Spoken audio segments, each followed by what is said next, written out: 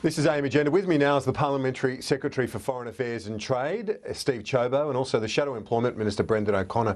Gentlemen, good morning to you. Steve Ciobo, I know this has been something you have argued for a long time. Back to, I think it was 2005, was the first comments you made in relation to the citizenship of those engaged with terrorism and so on, that they should be stripped of that citizenship. How far do you think the government should go? Should they follow the UK's path and basically risk rendering people stateless? Well, we've got a couple of options. The first are for those that are dual nationals.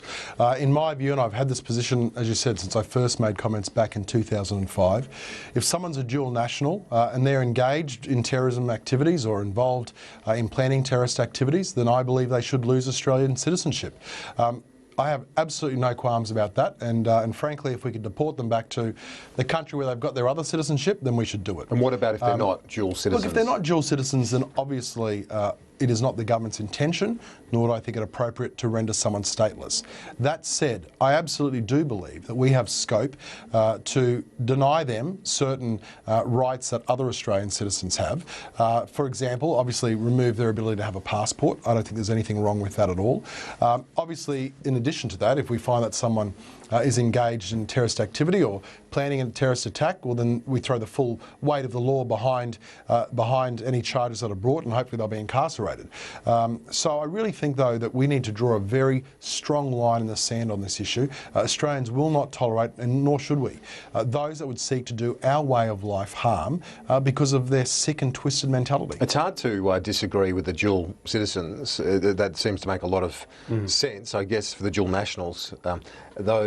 What's your view on the way the British have handled this, where if someone has a potential citizenship with another country through their parents or grandparents, then, well, they are also stripped of their citizenship? Well, first, can I say, Kieran, we're going to work with the government on these issues. There is no bigger issue than national security and ensuring the safety of one's citizens. But the test always has to be, will this reduce the threat or not? And we want to see the legislation. I know the government will be briefing the opposition. I think it's fair to say, whatever differences we have in many areas of public policy, this is one area that we've worked very closely with the government on and will continue to do so. We need to see the detail in relation to this matter.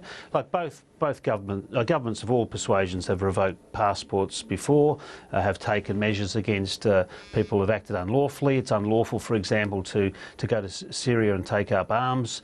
And we've worked with the government on those matters. We'll continue to, but you need to look at the detail, and we'll do that. And as I say, we've been very cooperative in the past. We'll continue to do so. Steve Ciobo, on this announcement the Prime Minister is expected to make relating to, as I understand it, not a new frontbencher, but Parliamentary Secretary Concetta Fierravanti-Wells will be tasked with additional duties that will see her report to the Attorney General as part of a greater effort to stop radicalisation, to engage with Muslim community leaders. In fact, as I understand it, it's going to be a broader remit that she's given, but obviously in this context, the Islamic community is a big focus. Well, it's very important, of course, that people feel included and that we have a cohesive society. We want to, in fact, under both the Labor Party and under the Coalition, we've invested significant amounts of taxpayers' resources into trying to create a more harmonious, cohesive society.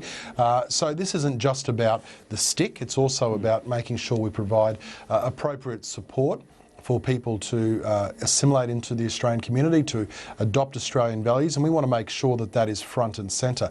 Connie's an outstanding senator. She's done a brilliant job, and so if it is Connie, well, that's fantastic. And I think ultimately we want to make sure that Australian society, that people feel included, they don't feel marginalised, which we know can often be a pathway, but not always, but is often a pathway for those who are feeling marginalised to then take up arms or to act out. But I mean, we've also disturbingly seen many instances where people from, very middle-class families, people who for no apparent reason seem to feel marginalised, even though in fact they've had every opportunity that any other person has had. So I think we've got to be careful. We see Scott Morrison close to that individual in the western suburbs, Jamal Rifi, who's a doctor, but also one of their friends, colleagues, is the father of one of the worst terrorists associated with IS in an Australian context, from a moderate Absolutely. heritage. Well, that's the baffling part. So you do have to look at the root cause of radicalisation. I mean, we worked in government on these issues.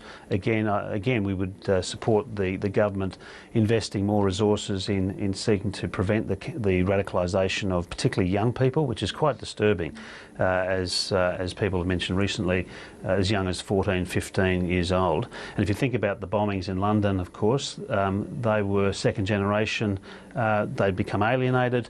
And you look at their parents felt like they'd won lotto to be in England, and all of a sudden their children went a different direction, a completely extreme, take up an extreme position. So we'd like to see the detail. Can I say in relation to the appointment of Minister Keenan to a sort of counter-terrorism role, I've held that portfolio. We made that portfolio a permanent member of the National Security Committee of Cabinet, even though it wasn't a cabinet post, because so many of those, because you've got the Justice portfolio holds a number of agencies, and you've got the Attorney General that has others, and of course you've then got other national security ministers.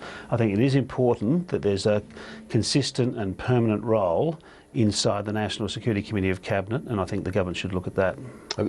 From my understanding, he would be included as part of the new arrangements in the NSC. Anyway, we can clarify we'll that see later. the detail, but I think that's important because you need to have a holistic approach to these matters. Let's look at some of the budget issues, because Labor yesterday targeting this NatSem modelling. The Prime Minister called for it to be released. This suggests that 9 in 10 of the lowest income families will be worse off. 9 in 10 of the highest income families will be better off under the combined measures of the last two budgets. The Prime Minister asked for the modelling to be released. Labor's done that. It's now been released.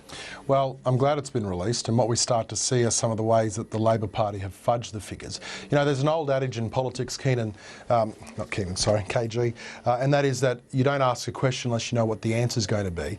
This is absolutely what Labor's doing here. They've stitched it up. They've got a whole series of assumptions that they've built in. Take, for example, the school kids bonus. Now, you'd recall we abolished the school kids bonus. We were upfront about it. We said before the last election we could not afford it. It was part of the $16 billion of expenditure that was tied back to the mining tax that there was no funding for.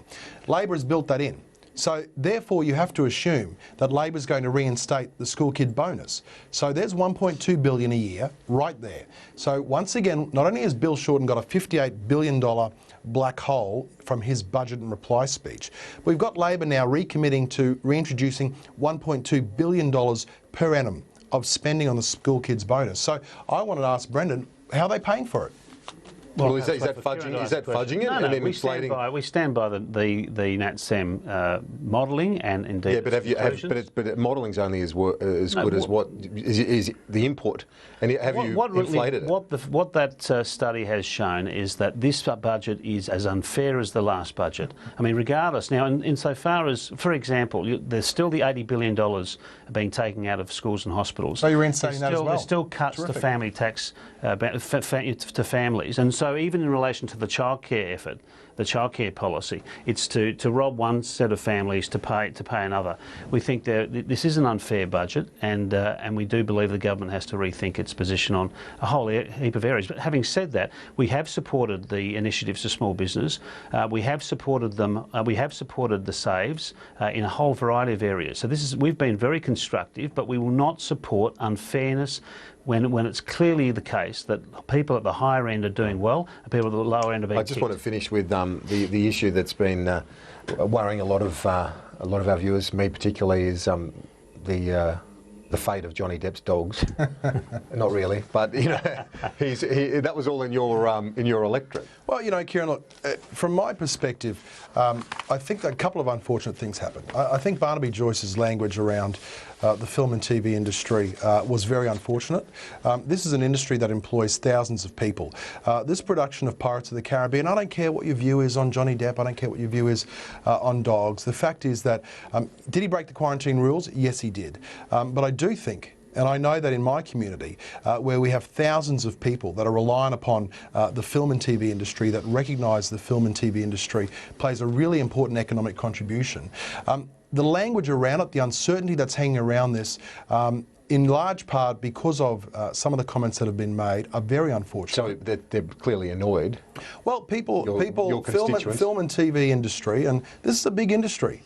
You know, one studio alone, Universal Pictures, produces about $5 billion worth of expenditure on film and TV. Sounds like It's there's a big another split industry. within government. There's no Another split, division. but what we need to do is make sure that that we're as sensitive to the agricultural sector as we are to the mining sector, as we are to the film and TV sector. You don't think Barnaby Joyce was? I think some of the language was unfortunate, and we need to make sure that we send a clear message that we value the jobs that these industries create. Well, we had to ask you, given it all happened in your electorate. Steve, thanks so much. And Brendan O'Connor, a quick break, back in just a moment.